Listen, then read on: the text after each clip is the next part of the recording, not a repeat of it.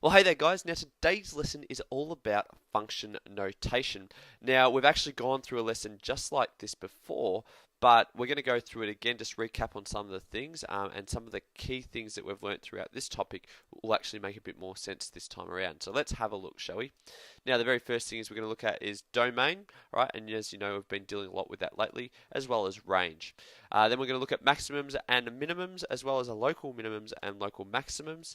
And also we're going to have a look at the codomain, which is something that's probably a little bit new for you, as well as some round and square brackets, which you already know about. Okay, so let's not wait any longer. Let's get stuck straight into it. So let's have a look first of all at the function or at the graph y equals 1/3 x minus 2 x plus 1 x plus 6. So of course if you were to go through and sketch this graph, what you would do is you'd find your x-intercepts first, and of course to do that you'd just basically write the opposite of what's here, because you make x minus 2 equal to 0, x plus 1 equals 0, and x plus 6 equal to 0, and therefore my x-intercepts would be at 2, as you can see here, -1, as you can see here, and -6, as you can see here. Now we'd also have to find our y-intercept, wouldn't we? So therefore to do that you would of course make x equal to 0, so it'd be 0 minus 2 is -2, 0 plus 1 is 1, 0 plus 6 is 6, so -2 times 1 is -2, times 6 is -12, times 1/3 is -4. So of course the y-intercept would be at -4. Alright, now that's all well and good, but of course we'd need to go through and sketch it, and it's always a good idea then to get your CAS calculator out and just double check it on your CAS calculator so you can see what the rough shape of the graph's going to look like, and then when you go through and sketch it you'll find that it'll look something like this, of course, and you'll have the arrows on the end. Now, of course, when you go through and sketch it, you would normally put in your points of interest as Cartesian points as well, but I haven't done that today. Alright, so let's now have a look at the next part, and that is we need to comment, of course, on the local maximums and minimums. Alright, now these are the local maximums and the local minimums are here.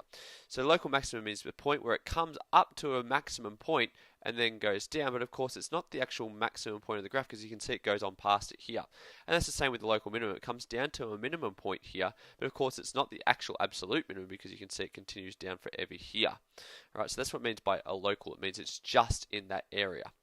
Now, let's have a look at the next thing, of course, is going to be the domain and the range. Now, the domain, of course, goes forever in this direction, and it continues along forever in this direction, so the domain is any real number, and as well as the range, because it will go forever from the bottom all the way up to infinity at the top, so therefore the domain is also the real domain, or any real number.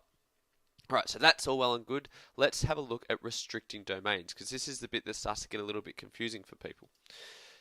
You will often see a function written like this. Now, let's first of all understand what each part of this means, because it's a whole lot of mumbo jumbo, but really it's not that much more that you haven't seen already. It's just written in a different way. So let's have a look.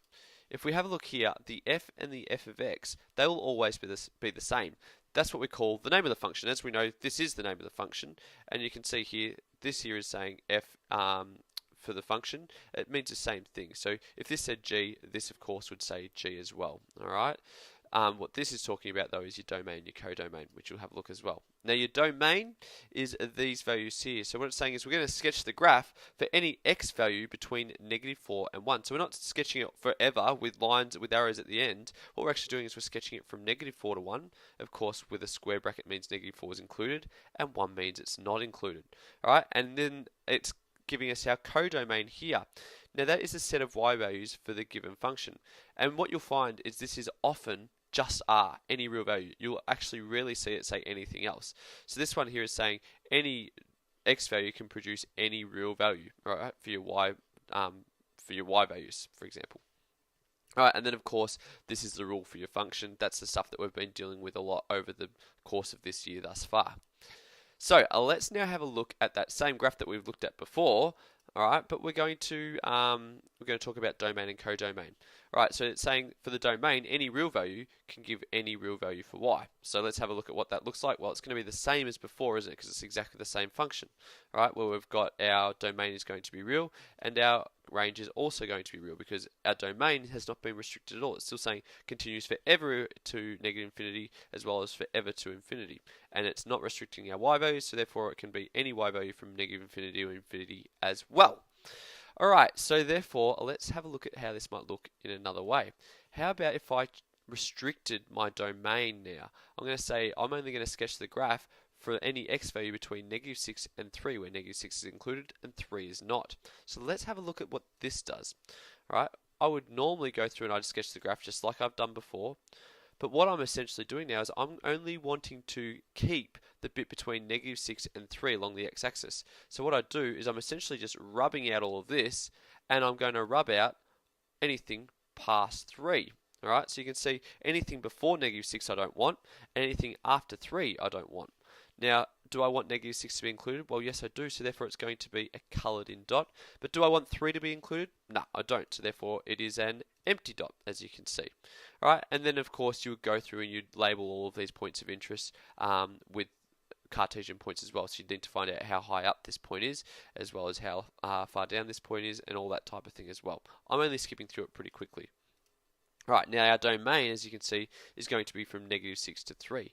But how about our range? Well, where's our lowest y value? Well, it's actually down here, isn't it? And where's our highest value? Well, it's going to be here as it looks to be. So our range is actually going to go from negative 5 by the looks of things to 12. And of course it's included here because you can see the turning point comes up and touches 12. So because it's included, you can see it's a square bracket. Right, whereas the domain is from negative 6 to 3 because it goes all the way from here, included, to here, not included. Alright, let's have a look at the next one. From negative 4 to 2 with square brackets. So it's exactly the same function as you've seen before. Alright, so I'll go through and I'll sketch out the function once again. But what I'm going to do is get rid of everything before negative 4 and everything after 2. So everything before negative 4, zip, and everything after 2. There we go. Alright, so now of course it looks a fair bit different to the one before, doesn't it? But of course what I'm going to do is I'm going to put in the negative 4, so it's an inclusive bracket, so therefore it's coloured in dot.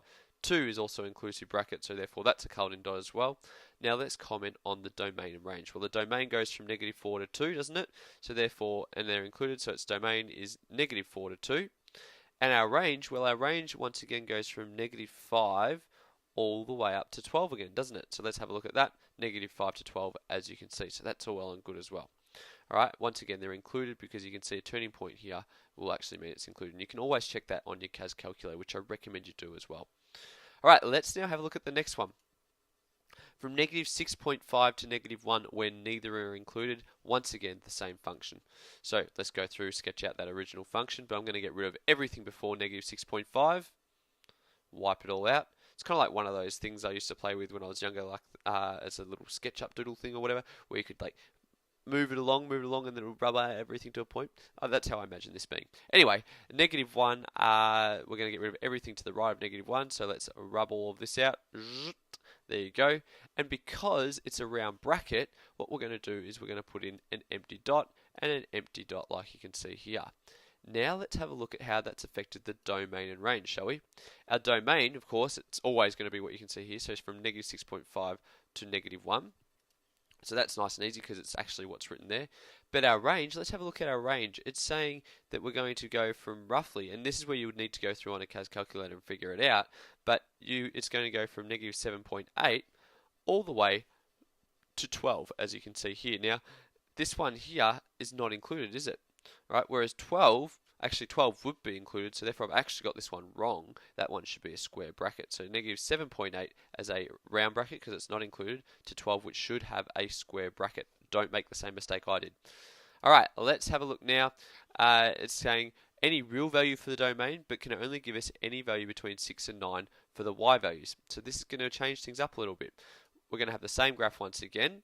We're going to sketch it all out, as you can see, the same function. Right, but now we're not restricting the domain anymore, we're restricting the range, aren't we? So that means I can only go between negative 6 and 9. So I've got to get rid of everything below negative 6 and everything above 9. As you can see like that. Alright, so you can see that I've actually gotten rid of the actual local maximum, haven't I? Alright, so let's have a look now and we'll plot all those points. Of course, at negative 6, this one here is an empty dot because it actually is not including, so therefore it's an empty dot. But here, here, and here, they're actually going to be coloured in dots because 9 is included. So you can see here, here, and here, they're all coloured in dots. Alright, so therefore, let's have a look at our domain and our range. Now, our domain is going to, of course, go from here to here, union with from here to here, isn't it? So therefore, it's from negative 6.5 to negative 5, negative 6.5 to negative 5, of course, round and square brackets, because round and square brackets, union with -3 to 3, -3 to 3, as you can see. All right, and they're both included, so therefore it's a square bracket. And our range, well, of course, that's what's been said here, so it's from -6 to 9, like you can see here. All right. So that, therefore, is how we talk about local maximums, local minimums, domain and range, the codomain, and all those types of things. All right, it's really important that you do understand what function notation looks like. And of course, if you do get stuck at all, come and see us for some help, because I would be more than happy to help you out with it. All right, thank you very much.